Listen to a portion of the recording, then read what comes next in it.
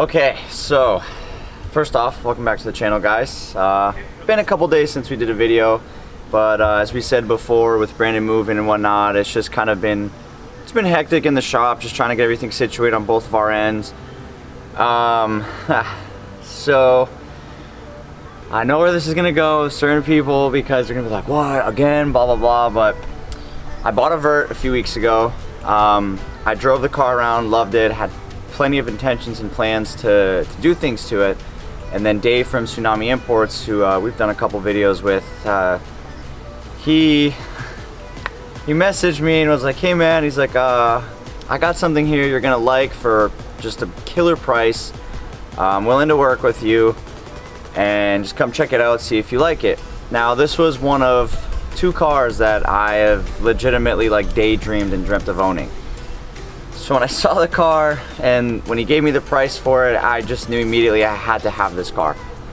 Put up the Vert for sale. Buddy of mine bought it. It's going to a good home. I got the money put aside, and yeah, here's my 1995 Q's S14 Silvia. It is bone stock. There's not a single thing done to the car. David believes the car itself was owned all of its life by obviously adults, as you can see, because if it was somebody our age, it probably would have been torn apart already. But the car itself was garage kept all its life. You can see the paint's in great condition. I mean, the freaking fenders haven't even been touched. Basically the Naven Aero minus the skirts, Naven 3-piece wing, Naven front bumper, or Navan as some people call it. The inside of this car is just absolutely immaculate, excluding the one stupid crack on the dash, but wouldn't make it an S chassis without one. But the interior is absolutely flawless. It's an NASR, so now a lot of people are gonna say, oh, you can RV swap it, turbo it. No.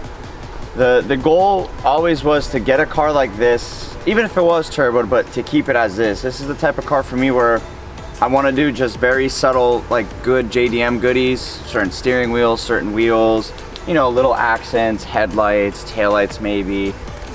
This car is not going to be some crazy drag, show, or drift build. That's what the black car has been and always will be. My demo car, so to speak, for what we offer at the shop.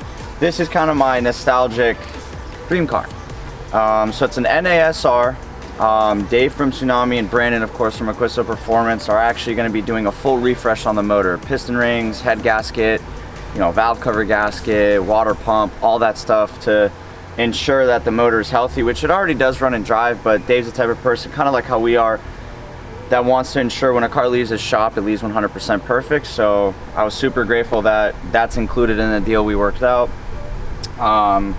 I'm hoping later on, once we get some work done in the shop, we'll throw this thing on the lift and show you guys the underside, because again, I'm not even just saying this because it's my car. It is absolutely spotless. There's not a speck of rust on this car, and again, it makes me believe that this car was garage kept all its life. So yeah, I'm excited. I mean, we're going to talk about the plans in a little bit. Yeah, I'm just super stoked, and a lot of it is thanks to you guys that support the channel, come to the shop for work, buy merch, which, by the way, also speaking of merch, huge shout out to Sakayla and Kevin. We got some new slaps, banners, die cuts. We got a lot of cool things that'll go up on the shop and the Instagram page as well. So stay tuned for that, and yeah, let's get to it.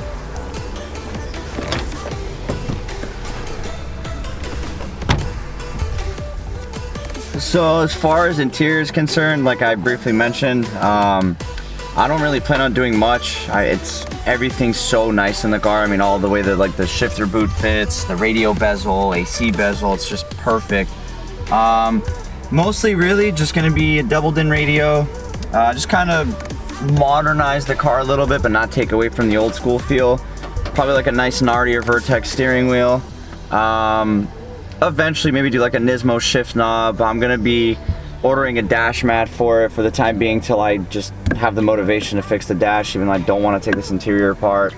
Just some nice checkered floor mats. I actually really like the color slash print of these seats. It kind of reminds me of the HKS color scheme, like purple and green. When I saw this too, as soon as I saw the color scheme of the interior, I was like, oh my god, this is like my favorite thing, because you don't see this in American S chassis 240s. So it's cool. And another little thing that I learned about this car. So this right here is called the, I think it was electronic, hold on, I gotta remember what it's called. It's like electronic toll control system or something like that. So in Japan, their toll booths are cards. So when you pull up to the toll, you just, you know, you swipe it in. So this actually has like a little, I don't know if it's in there because the car's, I don't have a battery in the car, but this is supposed to eject a card that comes out. You go to the toll booth, and every time, apparently, from what I'm getting off of the Japanese voice that speaks to me, the nice lady, I'm thinking from what we were trying to translate is that every time she talks, that's a different toll you approach, because I'm assuming this is the GPS monitor. So it's super freaking cool, because when I started the car, when I cranked it yesterday, or when I put the key in, sorry, it was just like, honterimasu. I was like, what the hell?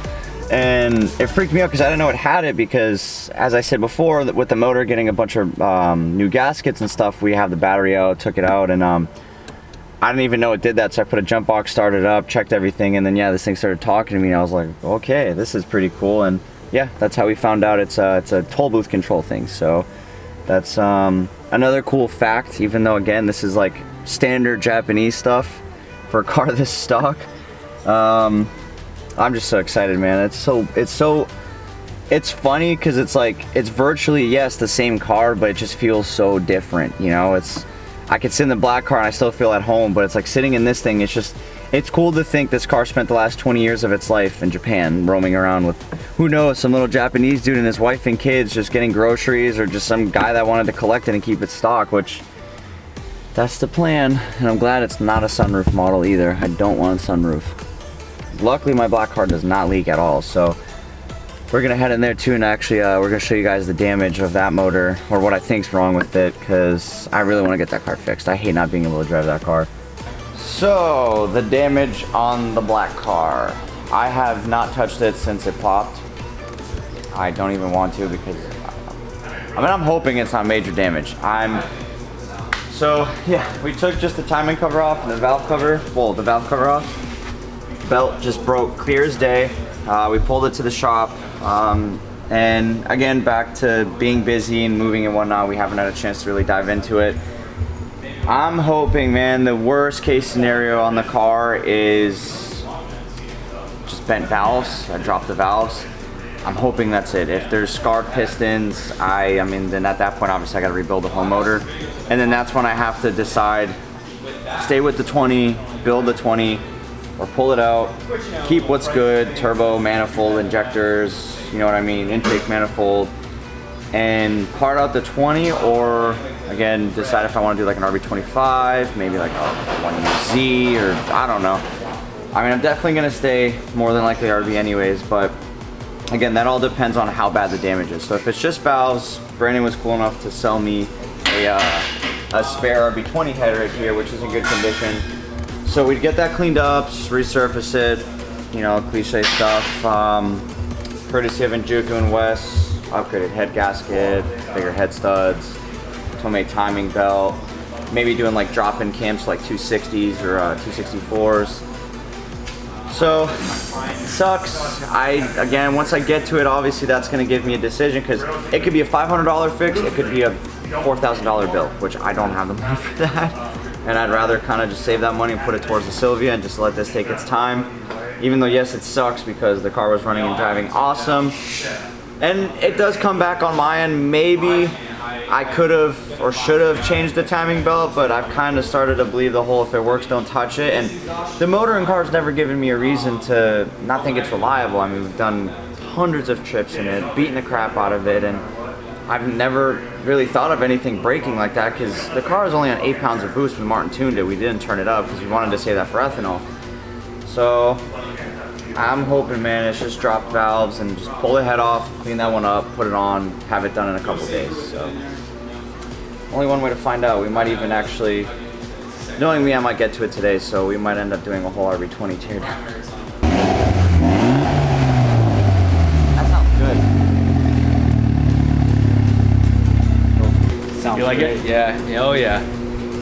Definitely gonna get the ETS cat back to throw on there, but NVIDIA, I mean, with the little setup that they had going on before, it doesn't sound bad with the piping. I'd almost want to leave it if, you know, that was all 3-inch, but since it's not, we're gonna go ahead and, you know, definitely for what I want to do for flow, get rid of as much back pressure as possible, we'll go ahead and go with the ETS dual muffler catback, or axle back I should say, and load on a V-bend and do all that. So, but yeah, I'm happy with it. Sounds good. All I can ask for.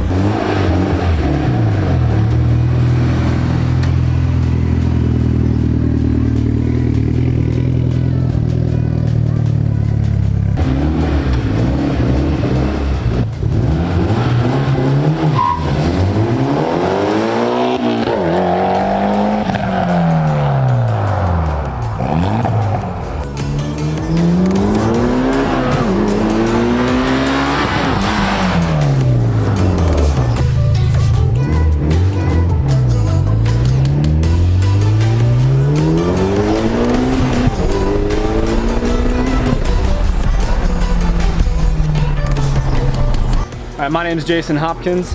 You can follow me at Jason_the, as in THE_overlord on Instagram, or you could also follow my YouTube channel, which is just Jason Hopkins. This is my 2014 Evo X GSR.